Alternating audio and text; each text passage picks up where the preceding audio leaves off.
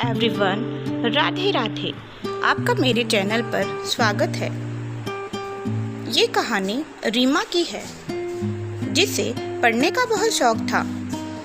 वो बहुत छोटी थी तभी उसकी माँ गुजर गई थी। वो बिन माँ की बेटी जरूर थी, पर उसके पापा उसे बहुत प्यार करते थे। रीमा के दो बड़े भाई थे, प्रकाश और हेमंत।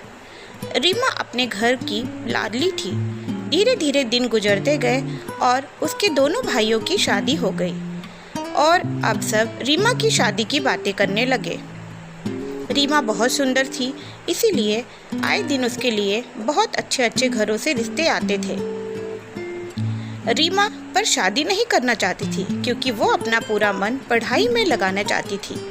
ऐसे ही धीरे धीरे उसके कॉलेज के 2 साल पूरे हो गए और बस 1 साल ही रह गया। ऐसे ही एक दिन रीमा के लिए एक बहुत अच्छा रिश्ता आया। उसके पापा उसके अपने पास बुलाकर कहा, रीमा बेटा, तुम्हारे लिए बहुत अच्छा रिश्ता आया है। मैं जानता हूँ कि तुम शादी नहीं करना चाहती, पर बेटा तुम तो जानती हो मेरी तबीयत हमेशा खराब रहती है और अब मेरी उम्र भी तो हो गई है। अब मुझे कभी भी कुछ भी हो सकता है। मेरा क्या भरोसा। मानता हूँ कि तेरे दोनों भाई बहुत अच्छे हैं, पर बेटा मैं चाहता हूँ मेरे जीते जी तेरी शादी हो जाए। उसके बाद मैं रहूँ ना रहूँ, मुझे कोई चिंता नहीं है। रीमा ने बोला, पापा आप तो जानते ही हैं कि मुझे पढ़ने का कितना शौक है। बस 1 साल की ही तो बात है, फिर भी आप हमेशा शादी के लिए मुझे परेशान करते रहते हैं। उसके पापा ने कहा, बेटा जहाँ से तुम्हारे लिए इस बार रिश्ता आया है, मैंने वहाँ बात की है। उन लोगों को तुम्हारे आगे की पढ़ाई से कोई परेशानी नहीं है। मैंने उनसे बोल दिया था कि मेरी बेटी बहुत होशियार है और वो पढ़ना चाहती है। उन्हें तुम्हारी पढ़ाई से कोई प्रॉब्लम नहीं है बेटा। यह सुनकर रीमा थोड़ी हैरान हो गई, पर उसके पास कोई रास्ता भी तो नहीं था। वो अपने पापा की बात बार बार कब तक मना करती रहे, इसलिए उसने शादी के लिए हाँ बोल दिया। शादी के कुछ दिन बाद उसकी सास शाम के समय छत पर जा रही थी और उसका पैर सीढ़ियों से फिसल गया और वह नीचे गिर गई। उसके घर में उसकी सास, ससुर और उसका पति ही थे। एक ननद भी थी। उसकी शादी के बाद वो विदेश चली गई थी। विदेश में वो अपने पूरे परिवार के साथ रहती थी, इसलिए वो जल्दी इंडिया नहीं आती थी। अभी कुछ दिन पहले 15 दिनों के लिए वो इंडिया आई थी रीमा की शादी के लिए और फिर वो वापस चली गई। उसकी सास बहुत अच्छी थी। रीमा सिर्फ शाम का खाना ही बनाती थी, बाकी घर का सारा काम उसकी सास करती थी। रीमा की सास का कहना था कि अभी अभी रीमा की शादी हुई है, उन्हें घूमना फिरना चाहिए और रीमा को पढ़ने का भी तो बहुत शौक था। उसकी सास जानती थी कि कभी न कभी रीमा को पूरा घर संभालना ही होगा, तो वो अभी से इतना परेशान क्यों हो। अभी तो वो फ्री रहे। रीमा की सास को जो अपने समय पर नहीं मिला वो रीमा को देना चाहती थी। रीमा की सास की पूरी जिंदगी घर संभालने में ही निकल गया, पर वो रीमा को ये जिंदगी नहीं देना चाहती थी। पर उसकी सास का गिर जाने की वजह से एक पैर टूट गया था और उसकी कमर में और पूरे शरीर में बहुत चोट लगी थी। उम्र हो जाने के कारण जल्दी ठीक होना भी मुमकिन न था। उसकी सास को डॉक्टर ने बेड रेस्ट के लिए बोल दिया। 2 महीने तो हॉस्पिटल में रहने के बाद घर आई और 3 महीनों के लिए बेड रेस्ट बोला था। रीमा अपना सब कुछ भूलकर सास की देखभाल में लग गई और घर संभालने लगी। ऐसे ऐसे समय बीत गया। 1 साल बीत गए। रीमा घर संभालने में ऐसी लगी कि वो सब कुछ भूल गई कि उसे पढ़ना भी तो था। 2 साल होते होते वो माँ बन गई। उसकी सास अब ठीक तो थी, पर अब वो कोई काम नहीं करती थी क्योंकि उससे कोई काम नहीं हो सकता था। बस वो अपने पोते को लेकर बैठी रहती और रीमा घर का सारा काम करती थी। धीरे धीरे उसकी शादी को 7 साल हो गए और वो 2 बच्चों की मम्मी बन गई थी। उसे एक बेटा था जिसका नाम था राजू और एक बेटी थी जिसका नाम था पिंकी। एक दिन उसके पति ऑफिस से घर आए और मुस्कुराते हुए बोले, जानेमन, आज मैं बहुत खुश हूँ। रीमा के पति का नाम विकी था। वो रीमा को कभी जानू कभी जानेमन ऐसे कहकर बुलाते थे। रीमा ने पूछा, क्या हुआ, आज बहुत खुश है? हाँ रीमा, मैं खुश कैसे ना हूँ। कल मेरे बचपन का मित्र भानु और उसकी बीवी मुझसे मिलने आने वाले हैं। इतने सालों बाद उससे मिलने वाला हूँ। मैं बहुत खुश हूँ। रीमा भी खुश होकर बोलती है, अरे वाह, फिर तो आप बता दो कि उनके लिए क्या क्या बनाऊँ, उनको क्या पसंद है।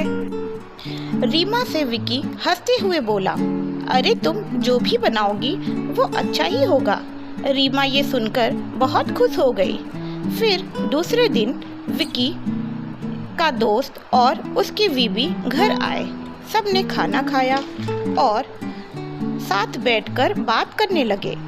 विकी का दोस्त भानु ने कहा, और बता यार, कैसी चल रही है जिंदगी? विकी ने कहा, यार अच्छी ही है, बस चल रही है। जानता तो है ही, इस महंगाई के ज़माने में कितना भी पैसा कमा लो, कितनी भी कोशिश कर लो, पर खर्चा इतना होता है कि ज़्यादा बचता ही नहीं। बच्चों की पढ़ाई भी तो आजकल कितनी महंगी है। भानु ने कहा, यार वो तो है, क्यों भाभी नौकरी नहीं करती क्या? विकी ने कहा, अरे नहीं यार, अगर वो नौकरी करेगी तो घर कौन संभालेगा?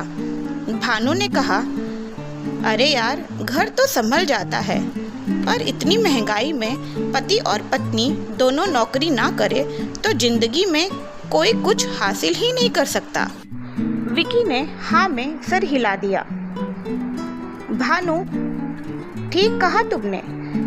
ऐसे कहकर विकी चुप हो गया। भानु की बीवी बहुत सुंदर लग रही थी।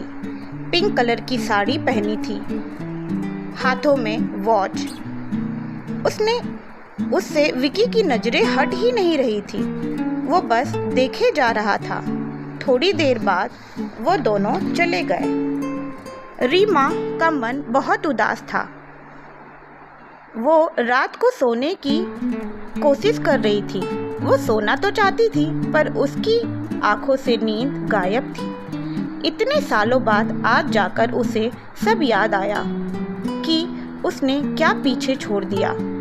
इतने में विकी ने उससे बोला, रीमा, आज मुझे बहुत खुशी हुई कि इतने सालों बाद मैंने अपने दोस्त भानु को देखा। और उसकी किस्मत तो देखो, कितनी खूबसूरत बीवी मिली है उसको। तुम शादी के समय कितनी सुंदर थी रीमा, पर तुम क्या करो, जिम्मेदारियां ऐसी पड़ी तुम पे कि अब तुम पहले जैसी नहीं रही। खैर छोड़ो, मुझे इससे क्या, मैं तो सोने जा रहा हूँ, मुझे सुबह ऑफिस भी तो जाना है। रीमा ये सब सुनकर और दुखी हो गई और उसे सारी रात नींद ही नहीं आई। सुबह बड़ी मुश्किल से 4 बजे वो सोई और 5:30 बजे का अलार्म बजा और वो चौंक कर उठ गई। उससे बहुत नींद आ रही थी, पर वो सो भी तो नहीं सकती थी, वरना सारा काम लेट हो जाता और टाइम पर ब्रेकफास्ट, बच्चों का लंच कुछ भी रेडी नहीं हो पाता। और बच्चों को स्कूल भी तो जाना होता है और विकी को ऑफिस। रीमा ने जल्दी जल्दी बच्चों को स्कूल भेजा, विकी को ऑफिस, और फिर घर का सारा काम करके जैसे ही वो फ्री हुई, उसे विकी की बात याद आई कि भानु की बीवी कितनी सुंदर है। वो आईने के पास गई और अपने आप को देखकर खुद से कहने लगी, मैं सच में कितनी बेकार हो गई हूँ। मैंने इतने सालों में कभी अपने आप को ठीक से देखा ही नहीं। ये बोलकर रोने लगी। इतने में उसकी सास आई और उसको रोता देख बोली, बेटा क्या हुआ? बोला। रीमा ने जल्दी जल्दी अपने आंसू पोंछे और माँ से कहा, कुछ नहीं माँ। फिर रीमा की सास ने कहा, बेटा तुम मुझे इतने सालों से अपनी सास ही समझती हो क्या, जो मुझसे झूठ बोल रही हो? मैं तुम्हारी माँ हूँ बेटा, बोलो, मुझसे अपनी बात कहो। क्या बात है? मुझे टेंशन हो रही है बेटा। रीमा रोते रोते माँ के गले लग गई और बोली,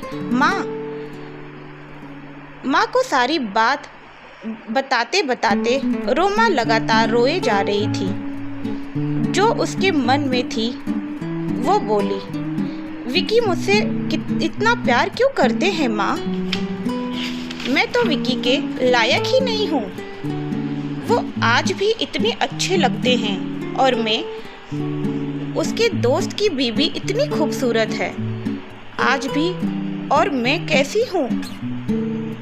उसकी सास उसको समझाते हुए बोली, हर एक औरत के जिंदगी में एक दिन जरूर आता है जो आज तुम्हारी जिंदगी में आया है। एक औरत जो पूरा घर संभालती है, जो अपने बच्चों के लिए अपनी सारी इच्छा को छोड़ देती है, अपनी सारी जिंदगी बदल देती है पूरे परिवार के लिए। वो पूरी परिवार उसकी इज्जत करे ना करे, पर हर एक औरत को सबसे पहले अपनी इज्जत करनी चाहिए। उससे कोई प्यार करे ना करे, पर उसे पहले खुद से प्यार करना चाहिए। हर एक औरत को हक है कि वो सादगी में रहना चाहती है या श्रृंगार करके, पर वो खुद को खूबसूरत लगना चाहिए। जब भी वो आईने के सामने बैठे, उसे खुद से ये बोलना चाहिए, क्या बात है, मैं तो कितनी खूबसूरत हूँ। उसे ये कभी भूलना नहीं चाहिए कि घर की एक छोटी सी छोटी चीज के लिए उसे बुलाया जाता है। माँ, मेरा टिफिन कहाँ है? माँ, मेरे कपड़े कहाँ हैं? रीमा, कार की चाबी कहाँ है? रीमा, रुमाल नहीं मिल रहा। रीमा, पर्स नहीं मिल रहा। छोटी सी छोटी चीज भी एक औरत के बिना नहीं मिलती। कोई औरत अगर नौकरी नहीं करती तो उसे ये सोचना चाहिए कि वो घर की छोटी सी छोटी चीज में भी कितना बचाती है। पति कमाता है तो औरत बचाती है, और अगर घर संभाल कर भी वो नौकरी करती है तो उसे खुद पे गर्व होना चाहिए। जब तक एक औरत की किस्मत खुद एक औरत नहीं समझेगी, वो अपनी किस्मत जब तक खुद नहीं बदलेगी, तब तक कोई उसकी कितनी भी तारीफ कर ले, कोई उसको कितना भी प्यार कर ले, वो कभी खुश नहीं रह सकती। अभी भी देर नहीं हुई रीमा, खुद के लिए टाइम निकालो, खुद को टाइम दो, फिर देखो जिंदगी कैसे खुशियों से भर जाती है। रीमा मुस्कुराते हुए अपनी सास के गले लग गई।